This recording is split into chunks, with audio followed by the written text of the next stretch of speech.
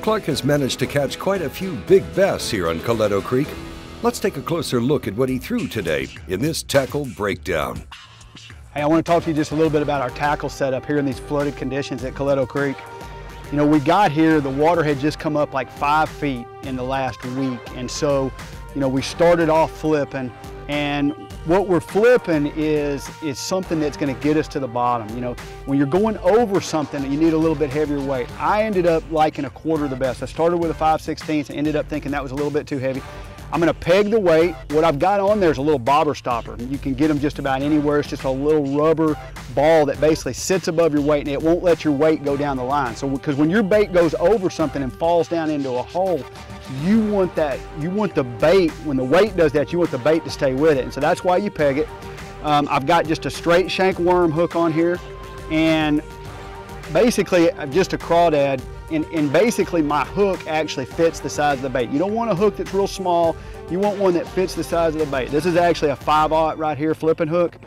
And you know, the rest of my setup, fluorocarbon line. I like fluorocarbon better if I feel like I can get away with it. Now this right here, this flipping conditions feels perfect for fluorocarbon. If it was thicker, I'd end up going to braid. If I was punching just mats or just real heavy bushes, then I'd probably be with braid, but that's what I like. As far as my rod goes, this is a Tournament ZX flipping rod with a Cabela's Verano bait casting reel, and it's just a smooth presentation. You know, you watch me flip that thing, I'm just making little smooth presentations, one after another. And so that's my flipping setup. And then what you've seen us catch some of the bigger fish on has been a frog, and I'm throwing a Spro frog. This is actually a popping frog, and it wouldn't matter. The popping of the bait makes no difference at all.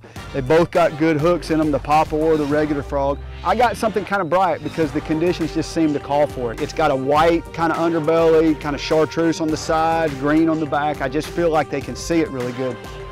As far as my rod and reel goes, heavy. I mean, you gotta have a heavy rod. This is an American TXS frog and jig rod. Now on this setup, just about all the time I'm throwing a frog, I use braid, 65-pound braid or 50-pound braid, just depending on the situation. It casts really well, and it'll get those fish out of those real heavy situations. That's my setup here, Coleto Creek. Flooded conditions, you know, we wish it wouldn't have been flooded like this, but you just have to adapt.